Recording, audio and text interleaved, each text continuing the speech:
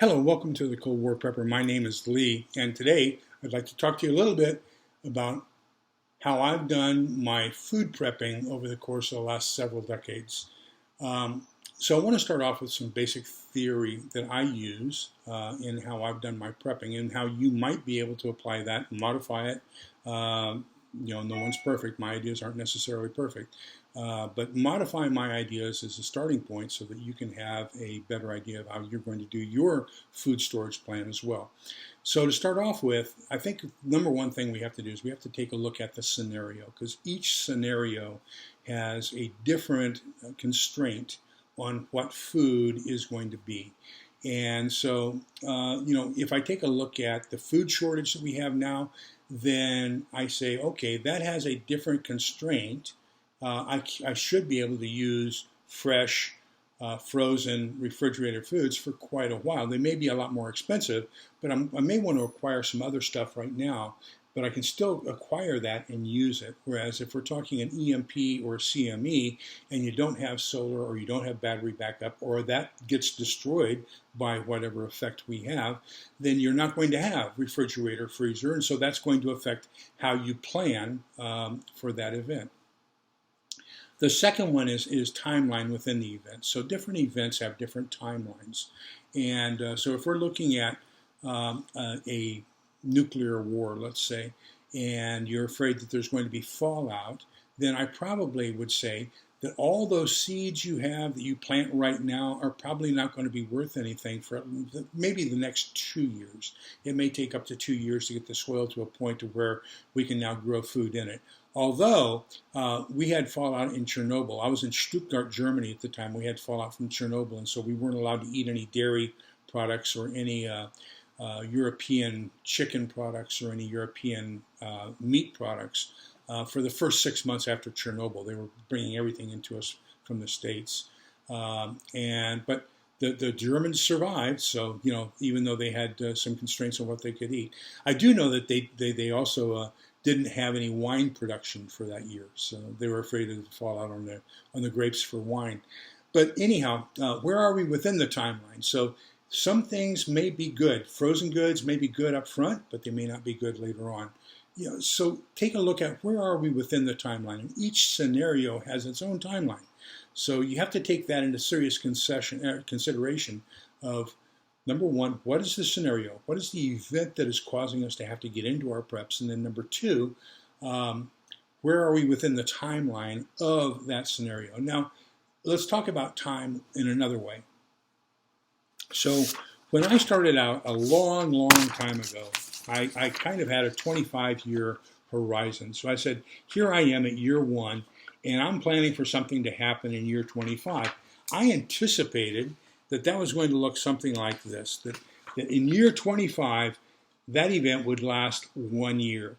And so if I had plenty of food stored up, then, I was good to go. So I very inexpensively could afford to buy freeze-dried food starting here and stock it up along with canned goods, and then I'd have a whole year or two's worth of food down at this end.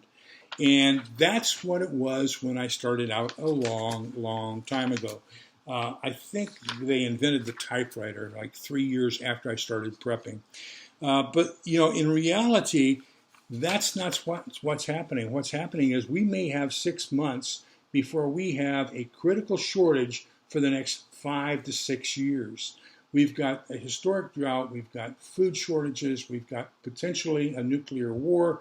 I mean, there's all kinds of things going on. So we don't have the luxury of building up slowly and methodically over the course of the next 25 years. We've got to get a whole bunch into our pantry right now that's going to last us through whatever this is going to be and however long it's going to last. So I divide things up into 6 major categories. So first I have fresh foods, which is basically the produce or the fruits you're going to get from the grocery store or from your backyard. Then I go into perishable foods, and most of that's going to primarily be dairy. So that's stuff that has to be refrigerated, or else it's going to go bad. There are a couple other examples as well. But then category number 3 is frozen foods. So we have 3 refrigerators and 2 freezers. We used to have 3 refrigerators and 4 freezers, but when we downsized and moved from the bigger house down to the smaller house, they couldn't fit those other 2 freezers in the garage, and I had to sell them. So we've gone from 4 freezers, 3 fridges, down to 3 fridges, 2 freezers.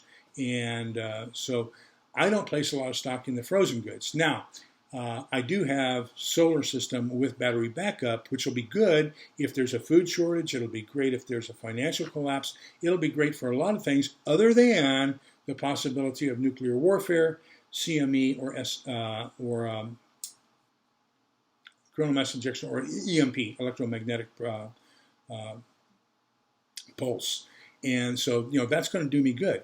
So I still have them packed to, they're stacked to the max. And so the freezer, we try to keep it packed as much as possible, because the more packed it is, the longer that's going to stay frozen in the event we lose electrical power. And then from frozen, I go into what I call dry goods.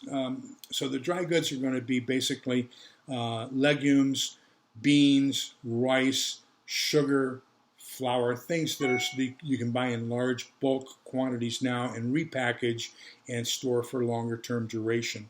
Then canned goods is category number 5, and then long-term storage, which is going to be your freeze-dried and dehydrated foods, is category number 6. Now, remember the timeline I showed you, okay? So this says that we want to get as much in here as possible. Well, the freeze-dried and long-term storage stuff, it may look like it's a good deal, but it actually is a lot more expensive than just doing it yourself. So if the idea is you want food to last a long time and you need it quick, then you're going to basically have to just do it yourself. Buy the stuff, canned goods, flour, rice, beans, and repackage it. Put it in with desiccants and put it in with oxygen absorbers, recan it, whatever, yourself, so that you're going to have enough stuff to last you for the next 5 years. Now, here's that other one I've shown you in my previous videos. So we've got 3 different things on this triangle. We've got inexpensive, which I also say is synonymous with convenient. We can get it right now. We can get it quickly, okay, and then we can get good quality. So the rule is you can only get 2 out of 3. So if you want it good and inexpensive, you're going to have to take a lot of time putting it together. If you want it inexpensive and quick, it's not going to be that good.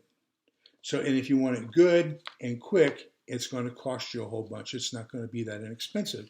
So using that kind of a rule, one of the things I did was I looked at one of the major freeze-dried food suppliers. And they have a 4-week supply that they say is 196 servings. I'm sorry, 96 servings. That's 7 servings a day with about 1,350 calories per day. Unfortunately, we need about 2,000 calories a day. So this bucket right off its bat, I'm going to say, is not going to keep you the way you need to be, especially if you're going to be doing any strenuous work. They say that you need probably 2,000 calories a day. If you're going to be doing strenuous work, 3,200 a day. So let's take a look at what the contents of this package are. 12 servings of each of these. So I'm going to just give the number and the title instead of saying servings of for each one. 12 mac and cheese, 12 pancakes, 24 vegetable and rice combinations, 16 broccoli bakes, 16 Alfredo pastas, 16 stews with no meat, just vegetable stew, 32 servings of oatmeal, 16 milk, not even 1 serving of milk a day, and then 16 vanilla puddings. So all that is going to cost you right at $247. If you go to walmart.com and look at equivalents and do it yourself, you can get 13 servings mac and cheese, $4.88, 15 pancake, $8.94, 24 vegetable and rice, $52.32. That's the most expensive, and I chose the McCormick's brand for that one. The broccoli bake is going to cost you right at $7. The Alfredo and pasta will end up costing $20.16. The stew, $6.96. The oatmeal, $9.69. The milk, $9.97. The vanilla pudding, $2.88 for a total of $122.71. roughly 1/2 the cost of them putting it in a bucket and shipping it to you. So what I'm going to recommend is go take a look at those servings, those kits that they're advertising online, and then write down what the contents are. Go to Walmart and replicate that and save yourself half of that money. Then take that other half and buy some proteins. You can buy tuna, Spam, you can buy beef stew, cans of beef stew, you can buy chicken, canned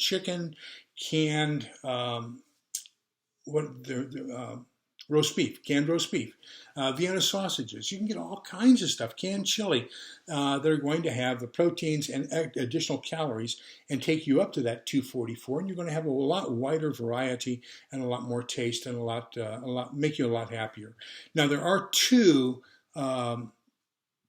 freeze-dried products I'm going to recommend you always keep in stock in your home. Freeze-dried milk, and that's the instant milk or powdered milk, as a lot of people call them, and freeze-dried coffee. So get those two whenever you can. Pick up one. We do. I pick up a box of 3 quarts of freeze-dried milk every time I go to Walmart.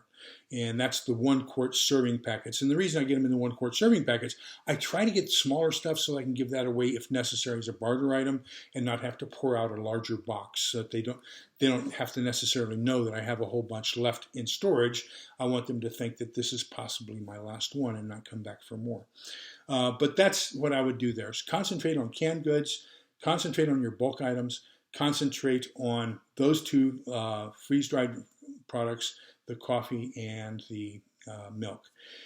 Now, one of the most overlooked things I'm going to recommend you take a look at, I don't know if you've ever eaten it. I ate it as a kid when it first came out, loved it. I've got probably a case of it in our long-term storage, and that's the La Choy, what do they call it, chow mein. They've got chicken chow mein, beef chow mein, they've got a couple others. Take a look at the La Choy dinners. Now, that's it's not quite a number 10 can, but it's 2 cans put together as a combo. It's got all the noodles in one. It's got all the sauce, vegetables, and meat in the other one. And so you just combine the 2, warm them up, and you've got a meal.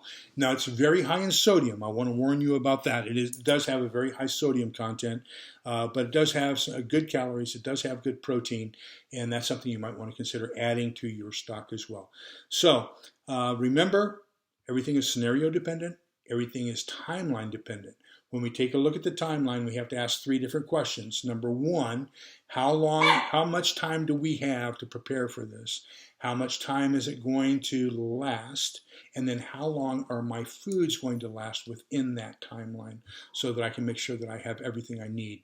So remember, we're in this together so we can all make it out the other side together. Take care. This is Lee. Bye-bye.